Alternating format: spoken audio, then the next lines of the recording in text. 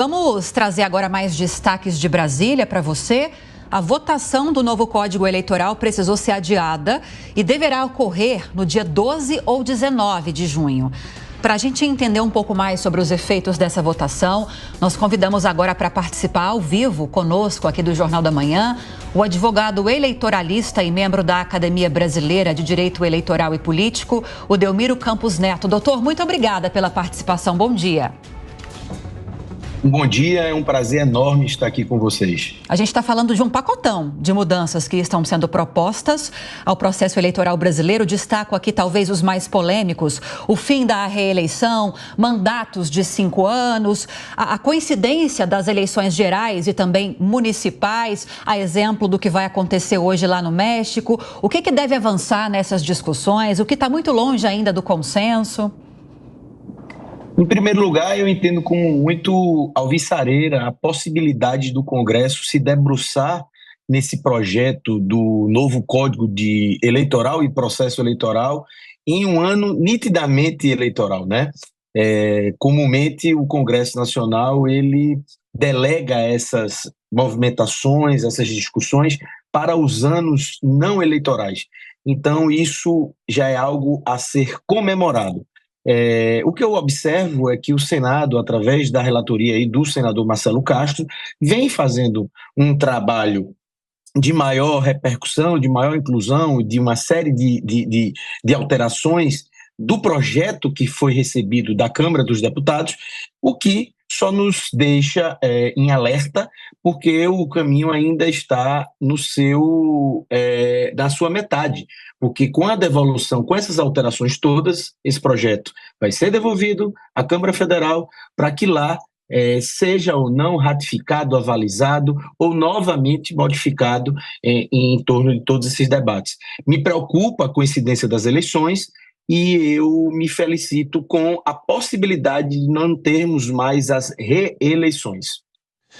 Diante dos prós e contras, né, a gente, claro, tem diferentes interpretações quanto a isso, alguns são a favor, outros são contra, mas eu gostaria que o senhor destacasse quais as informações que podem ser positivas em relação a essa proposta e quais são as negativas, porque mandato de prefeito, governador, de 5 anos, mas tem a extensão também de senadores para 10 anos. Nós observamos e acho muito difícil que passe esse alargamento de mandatos. Não vejo como um ambiente sensível para esse recebimento desse tipo de proposta. Vejo com perigo a ausência, aumentar o mandato dos senadores, diminuir a oxigenação da casa, diminuir a possibilidade de renovação de quadros, e isso compromete diretamente, no meu humilde entender, a própria democracia. No que toca a aumentar o mandato dos poderes executivos de 4 para 5 anos e acabar com a reeleição, eu acho que é fruto da maturidade política, de uma nova compreensão sobre o que nós estamos vivenciando, testemunhando. Hoje, com mandatos de 4 anos, muitas vezes os prefeitos, governadores e presidente da República possuem mais ou menos aí 12 meses de conhecimento da casa, das suas respectivas casas, 2 anos de dedicação mais intensa e 1 ano quase que todo dedicado às suas próprias reeleições. Então eu vejo com bons olhos a possibilidade de nós termos mandatos de 5 anos e não termos mais a previsão das reeleições. Felipe Monteiro agora participa dessa conversa também, doutor. Bom dia, doutor. Prazer estar contigo aqui no Jornal da Manhã, discutindo esse assunto importante que é o Código Eleitoral Brasileiro, não é? E, mais uma vez, eu sinto, eu não sei qual que é o seu sentimento, né, que a gente, mais uma vez, discute perfumaria, não é? Porque todos os pontos do Código Eleitoral, se você pegar um por um, tem um ponto positivo e um ponto negativo. É mais escolha de caminho, né? Reeleição, tem uma coisa boa da reeleição que você premia aquele político bom. E você faz com que ele tenha condições de fazer um bom governo, buscando também ser a reeleição. Mas também tem um ponto contrário, negativo, que é o uso da máquina pública para se reeleger. Mas o uso da máquina pública para se reeleger pode também ser utilizado para colocar o teu sucessor, não é? Da mesma linha, você pega a consolidação da eleição do Brasil todo num bloco só. Tem ponto negativo e ponto positivo. Ponto negativo seria que você faria com que o brasileiro estaria menos suscetível ao processo eleitoral, porque ia ser só de 4 em 4 anos. O ponto positivo seria redução do custo da campanha. E aí minha pergunta para você vai no seguinte sentido. Você não acha que deveria ter uma discussão mais profunda do Código Eleitoral, que passa, na minha opinião, pela democratização dos partidos políticos, mudar a governança do partido político? Você não acha que a reforma do Código Eleitoral não poderia vir muito mais disso do que discussão de coisas periféricas, colocando nesse sentido? Felipe, muito boas as suas colocações, eu concordo com você. Eu apenas entendo que na Câmara Federal, quando da relatoria da então deputada Margareth Coelho, nós tivemos um amplo debate, um rico debate, um debate de cunho social, acadêmico, legal, um debate que incluiu o Tribunal Superior Eleitoral, a Ordem dos Advogados do Brasil e, enfim, uma série de audiências públicas. Quando esse projeto foi ao Senado Federal, nós enxergamos algumas travas, alguns obstáculos, e por isso que eu digo que é muito alvissareiro vermos esse projeto passar pela Comissão de Constituição e Justiça e ter a possibilidade de enfrentamento pela Casa agora no dia 12 ou dia 19 de junho, com a possibilidade de retomada do debate lá na Câmara Federal.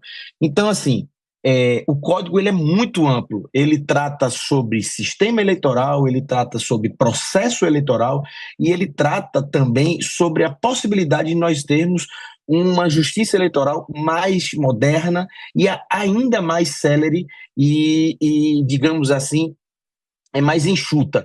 Eu concordo com você que nós passamos por um período de falência de cunho do sistema político partidário e que nós precisamos sim discutir a melhor forma de termos um filtro que não seja tão simplesmente as eleições, mas sim políticas de compliance, de governança, para que a gente possa ter critérios mais rígidos e transparentes no que toca aos financiamentos públicos dos partidos políticos.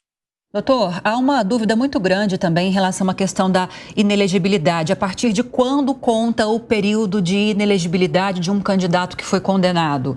O que está hoje nesse relatório que já foi apresentado pelo relator Marcelo Castro? E como isso pode impactar, por exemplo, se caso esse formato se confirme, seja aprovado, no caso do ex-presidente Jair Bolsonaro, por exemplo? Veja, o prazo de inelegibilidade ele depende muito da causa de inelegibilidade. Então, nós temos causas como a possibilidade de julgamentos de natureza criminais, julgamentos por força de tribunais de contas, julgamentos até por decorrência de processos administrativos e os julgamentos dos processos eleitorais. Hoje, a contagem é de eleição a eleição. Existe uma discussão em torno da possibilidade dessa contagem ser por anos, de datas a datas, o que, eventualmente, poderia beneficiar a classe política na medida que esses 8 anos, hoje que é o prazo comum, sejam contados de modo a não alcançar as eleições do 8º ano. Eu observo ainda com muita cautela essa discussão, porque eu não vejo um impacto necessariamente contundente, o que possa nos trazer a mudança de estados políticos já consolidados. Então, no que toca ao ex-presidente Jair Messias Bolsonaro, nós temos uma condenação que revela a inelegibilidade dele até a eleição de 2026. As mudanças que estão sendo suscitadas não atrai, neste momento, qualquer expectativa de mudança na contagem desse prazo que possa vir a favorecê-lo. Bom, doutor Delmiro, em relação também à quarentena dos agentes públicos, como militares, juízes, policiais, tem uma divergência no Senado em relação a isso, porque atualmente é de 4 anos, previsibilidade de mudança, alguns argumentam que tem que haver uma mudança. De que forma que deve seguir isso? Porque quando esses agentes, eles concorrem às eleições, eles têm essa quarentena, esse período de 4 anos que eles podem ficar no cargo e depois retornam para sua função, caso não reeleitos ou até mesmo desejam continuar na vida política, né? Essa é uma discussão também presente no projeto, é uma discussão muito importante, até porque nós temos exemplos de agentes políticos e muitas vezes membro do Poder Judiciário, membro das polícias, que fazem do seu mistério, das suas respectivas atuações, projetos nitidamente midiáticos, casuísticas e com repercussão eleitoral. Então, eu defendo que haja uma quarentena de candidatura, né, na medida que esses integrantes da advocacia, do Ministério Público, da magistratura, das Forças Armadas, das polícias estaduais, eles devem, quando se desincompatibilizarem de suas funções, ter um prazo, e eu entendo como um prazo altamente razoável, de 3 a 5 anos, de distanciamento para a atividade política. No que se refere à possibilidade de retorno das atividades após a atuação política, eu não vejo, prezados colegas, como algo a ser motivo de preocupação, na medida que a política, nem todos hoje reúnem condições de exercê-la sem estarem inseridos em algum tipo de mandato ou atividade partidária. Então, acho como sendo razoável a possibilidade da reinserção daquela pessoa no seu ambiente de trabalho, seja ele decorrente das autoridades das forças policiais ou até mesmo de outros campos de atuação.